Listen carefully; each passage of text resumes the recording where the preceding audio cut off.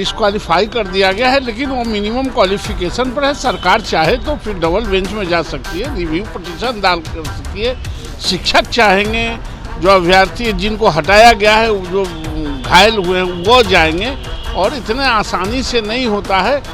एक निर्णय हुआ मिनिमम क्वालिफिकेशन के लिए कि मिनिमम क्वालिफिकेशन इतना होना चाहिए। अरे आप तो बढ़िया बात है कि आप बीए मैट्रिक पास खोजते थे, एमए पास मिल गया है, तो इस तरह की बात है। और हम समझते हैं कि इसमें पुनर्विचार हो ही जाना चाहिए। नहीं, ऐसा है कि किसके मिनिमम क्वालिफिकेशन तय होते हैं, मैक्सिमम क्वालिफिकेशन तय नहीं होते हैं। इसलिए यह इंटरप्रिटेशन नहीं चलेगा, और इस पर रिव्यू पिटीशन जाएगा तो रिव्यू होगा ही। निश्चित रूप से उसके सप्लीमेंट्री रिजल्ट आना ही चाहिए, और मैं समझता हूँ सरकार को देना ही पड़ेगा, और बिहार पब्लिक सर्विस कमीशन को देना ही पड़ेगा। नहीं देने से काम नहीं चलेगा।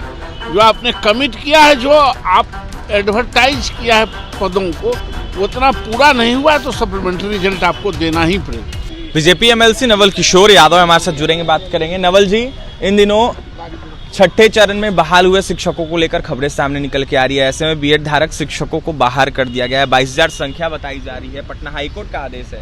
नहीं, अभी बाहर नहीं किया गया है, हाईकोर्ट का निर्णय आया है। डिस्क्वालीफाई कर दिया गया। हाँ, डिस्क्वालीफाई कर दिया गया है, लेकिन वो मिनिमम क्वालिफिकेशन पर है। सरकार चाहे तो फिर डबल बेंच में जा सकती है, रिव्यू पिटीशन दाखिल कर सकती है। शिक्षक चाहेंगे, जो अभ्यर्थी जिनको हटाया गया है, जो घायल हुए हैं वो जाएंगे, और इतने आसानी से नहीं होता है। एक निर्णय हुआ मिनिमम क्वालिफिकेशन के लिए कि मिनिमम क्वालिफिकेशन इतना होना चाहिए।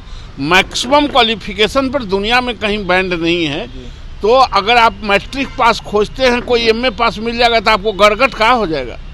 अरे आप तो बढ़िया बात है कि आप बीए मैट्रिक पास खोजते थे, एमए पास मिल गया है, तो इस तरह की बात है। और हम समझते हैं कि इसमें पुनर्विचार हो ही जाना चाहिए। एनसीटीई के गाइडलाइन में लिखा गया था, ऐसा कहा जा रहा है कि ऐसा नहीं था, बीएड धारक नहीं बन सकते थे प्राथमिक शिक्षक, फिर भी ज्वाइन करवाया। नहीं, ऐसा है कि किसके मिनिमम क्वालिफिकेशन तय होते हैं, मैक्सिमम क्वालिफिकेशन तय नहीं होते हैं। इसलिए यह इंटरप्रिटेशन नहीं चलेगा, और इस पर रिव्यू पिटीशन जाएगा तो रिव्यू होगा ही। इन दिनों सप्लीमेंट्री रिजल्ट की मांग हो रही है। फर्स्ट फेज में बहाल हुए शिक्षक अभ्यर्थियों के द्वारा जो बच गए हैं वो मांग कर रहे हैं, आंदोलन करने की बात निश्चित रूप से उसके सप्लीमेंट्री रिजल्ट आना ही चाहिए, और मैं समझता हूँ सरकार को देना ही पड़ेगा, और बिहार पब्लिक सर्विस कमीशन को देना ही पड़ेगा। नहीं देने से काम नहीं चलेगा।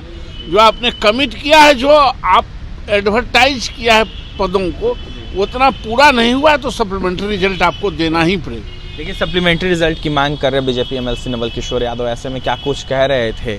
बीएड धारक डिग्री वाले शिक्षकों को लेकर आपने सुना, इतना आसान नहीं है हटाना। ऐसे में यह साफ कह दिया नवल किशोर यादव ने कि जिस तरीके से बीएड धारक को हटाने की बात और इसको लेकर सरकार कुछ करे, ऐसे में शिक्षकों के हित में अगर सरकार कुछ करती है तो कुछ हो सकता है।